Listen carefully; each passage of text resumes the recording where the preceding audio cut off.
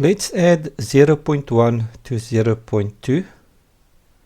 You'd expect the answer to be 0.3.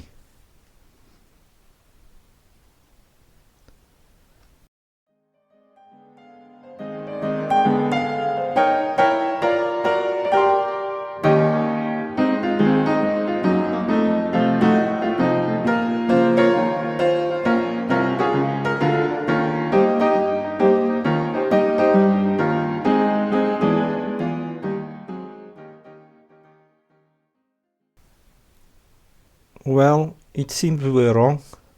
Let's try another test.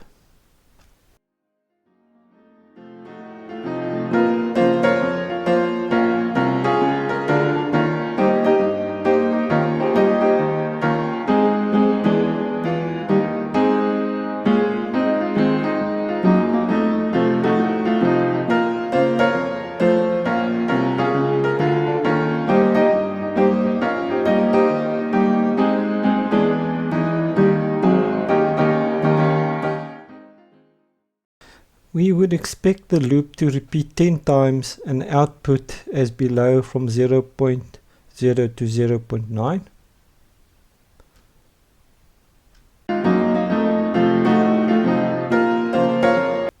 Well, it seems that it goes on forever, and I had to terminate execution by pressing Ctrl C.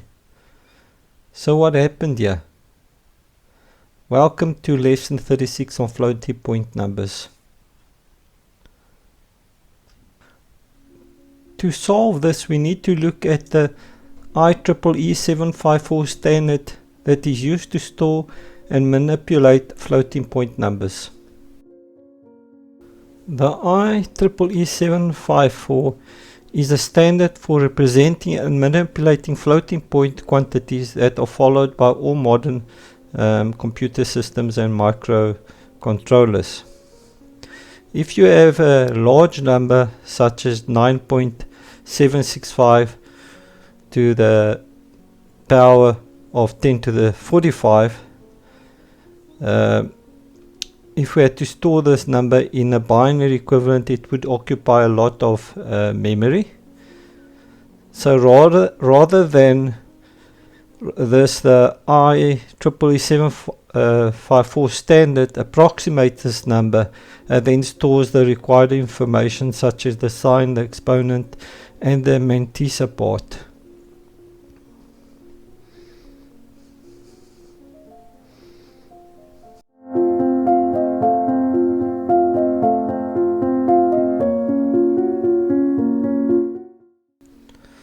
Well, the IEEE 754 has two standards, one for the single precision and other one for the double precision, as we can see there in the sketches.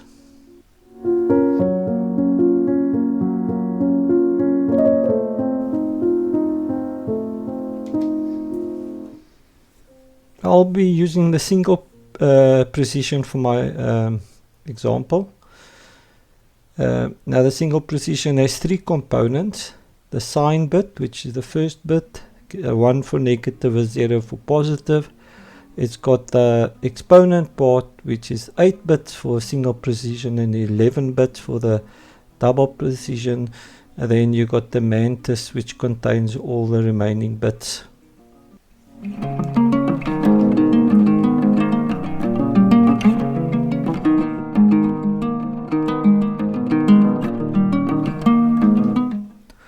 So let's convert the number 11.1 to the IEEE 754 binary format standard. So the first step is we separate the whole number from the fractional number. So we get the whole number, which is 11, and then the fractional, which will be 0.1.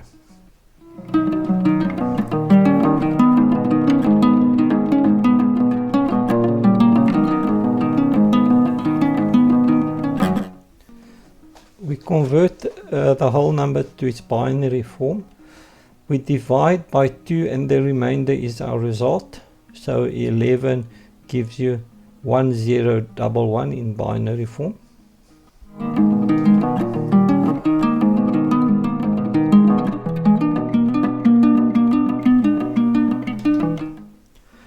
Now we convert the fractional number to binary. We multiply by 2 and the remainder is our result. Note the repeating when we get to 0.2 times 2 it repeats. Then we write down the remainders there. The fraction part 0.1 is equal to 000, 110, 011, 001, 100, 110, and it repeats.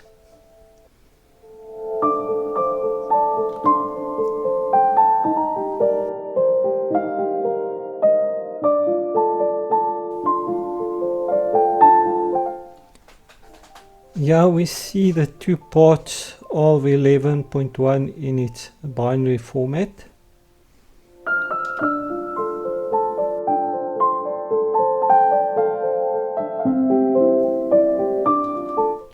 Now we convert the binary to base 2 in scientific form. So what we do is we move the dot 3 places so that you get the 1 point and then the fractional part. As you can see in the example, then that becomes 2 to the power of 3 in this case.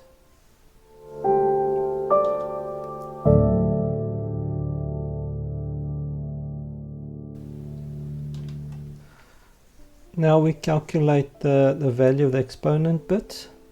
For the single precision floating point number of the IEEE 754, we use the 8-bit bias. As the lowest 8-bit sign possible is 127, so we add 3 to the 127, that was the exponent, 2 to the power of 3, then divide the result by 2 and the remainder being our result. As we can see there, 10, 000, 10 will be our exponent bits.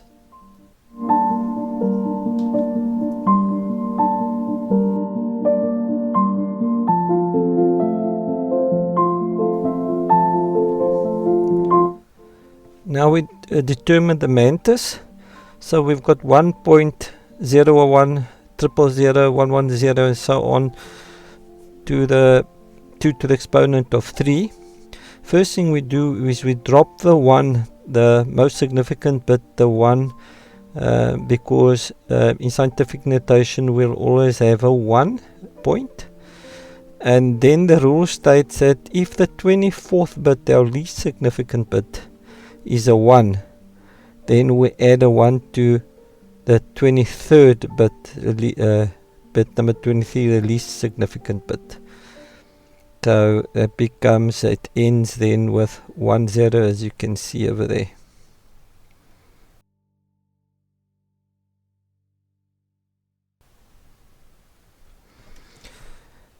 Here we see the IEEE 754 representation of 11.1. So we got a 0 for the positive bit.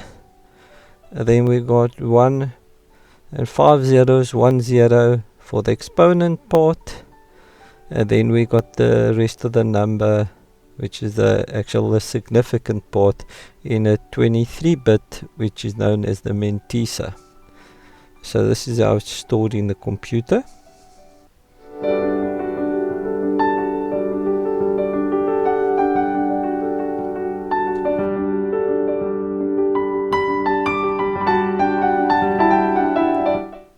Let's just test our output using Java. I'll be using jshell and make use of the following methods. So I'll use a method float to int bits that takes a float, converts the float to int bits, then the integer to binary string, which will then convert that int bits into a binary representation.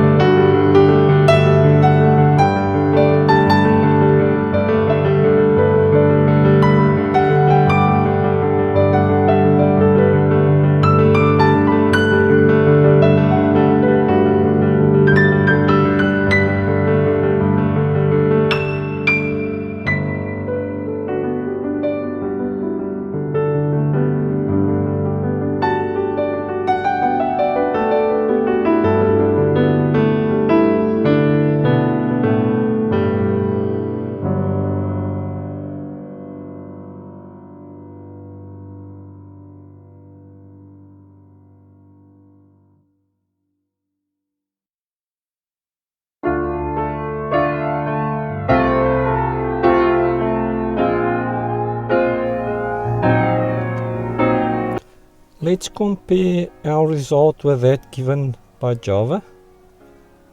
So there you can see they match up and the same.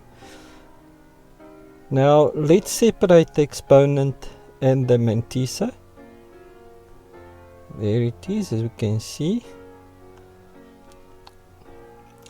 But wait, here I've got a problem because I can see 0, 1, 1, that in blue there equates to 3, and we had 11. Oh yes, we had dropped the 1. So let's add the 1. Oops, but now if I add a 1, look, ours, I added the 1, which is 11, is correct, but Java gives us still 3. So what's going on over here?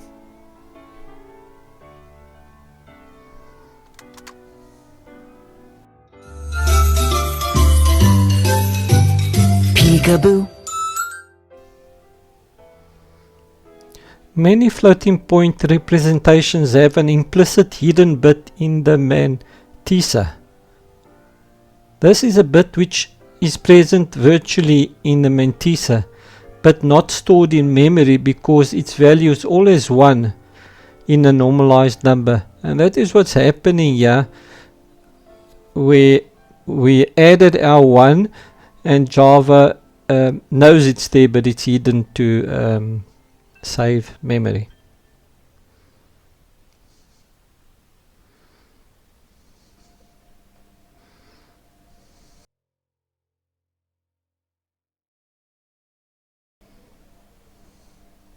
Now let's convert back to its decimal representation. As we mentioned before, we add the 1 back to the binary representation. Then we remove the exponent part, so we move our decimal point back to where it was in the beginning, which is 11.000110 and so on. And then we take all the checked bits, and remember we're on a binary, so it's 2 to the power, in this case 2 to the power of 3 is checked, 2 to the power of 1 is checked, 2 to the power of 0 is checked, and then it's the diminishing ones, which is 2 to the power of minus 4 is checked, and 2 to the power of minus 5 and so on, and we end up getting the answer at the bottom there, 11.1, and then 5038.147.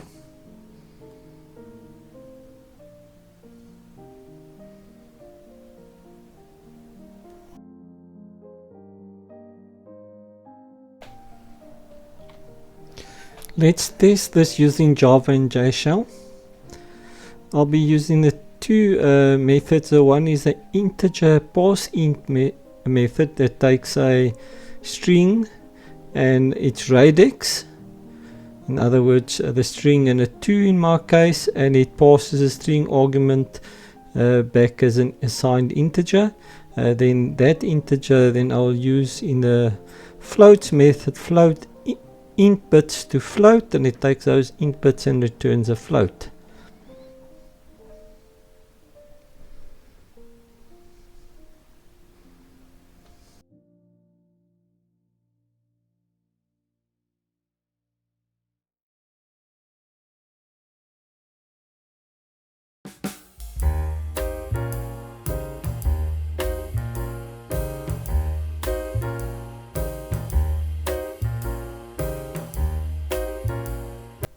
Let's compare our results to that we got from Java.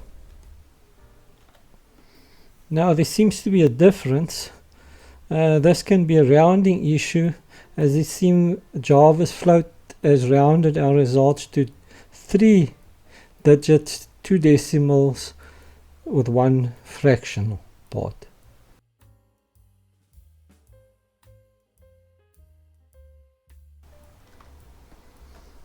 Now to prove this, I'm going to make use of the big decimal constructor that takes a double and a math context as parameters. Now the math context, it takes is used to get the precision in the number of digits, and also the rounding mode. And now the next thing we need to do is we need to determine the precision of the floating point number, and that we use log 10 to the power of n, where n is the precision, and we know that the floating point uses 23 bits, so it will be log 10 to 2 to the 23. So as being a Java programmer, we're going to use the Java methods, which is the math.log10 and the math.power that we used before to determine the precision. So let's do that first.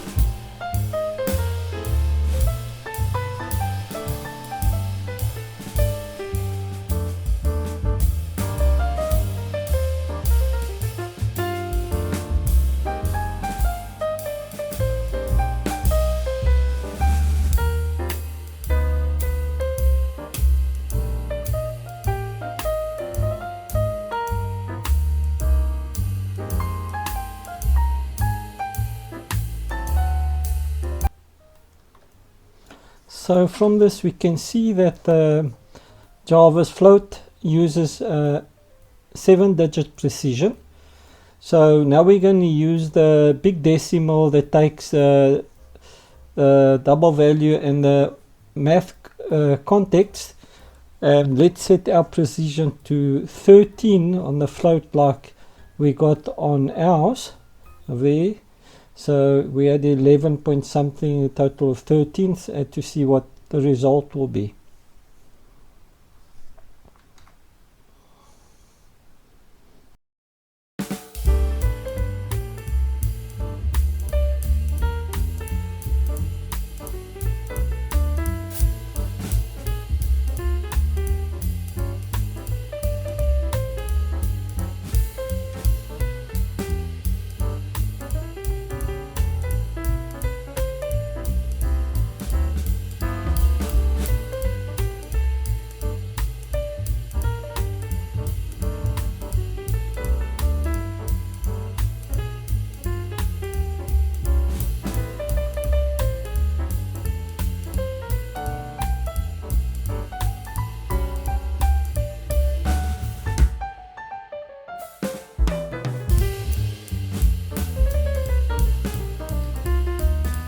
So there it is. Ours and Java's is exactly the same, and that's how Java stores and rounds up the numbers using floating point numbers. If you recall right in the beginning where we got an issue when we added 0.1 to 0.2 and we expected 0.3, but we got 0.3, 0, 0, 0s, 4s and so on. So how do we solve this?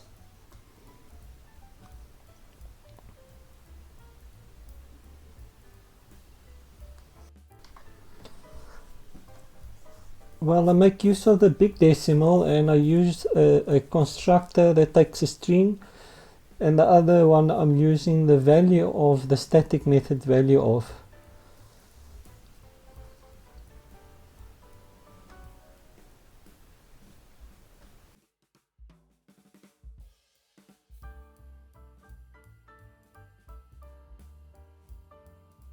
And there it is. The other issue, if you recall, was the continuous loop. When we had the loop here, I'm playing it in reverse.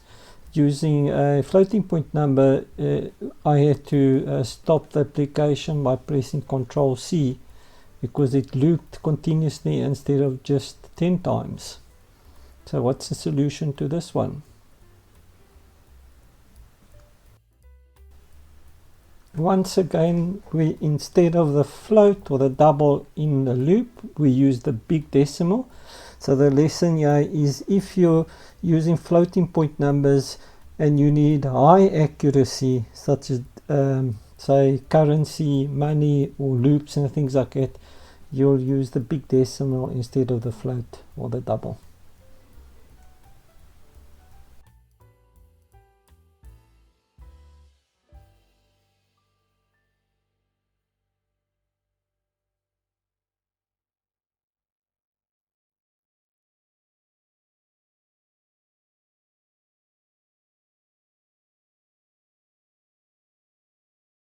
And there it is, only our 10 loops as we wanted it. In this lesson we looked at the issues we encounter when using floating point numbers. This is as a result of the way floating point numbers are stored to save on memory. These numbers may not be exact values but approximations. We looked at the structure of the IEEE 754 standard and how numbers are stored in their binary scientific notation. Finally, we saw that if we need accurate calculations such as dealing with currency, we need to make use of Java's big decimal class. I hope you've enjoyed this lesson, learned something from it, and please don't forget to press the subscribe and notify button.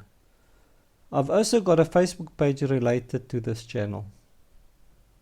You are welcome to join my adventure channel where I share photos and videos of various activities. Until we meet again in our next lesson, I wish you well and happy coding.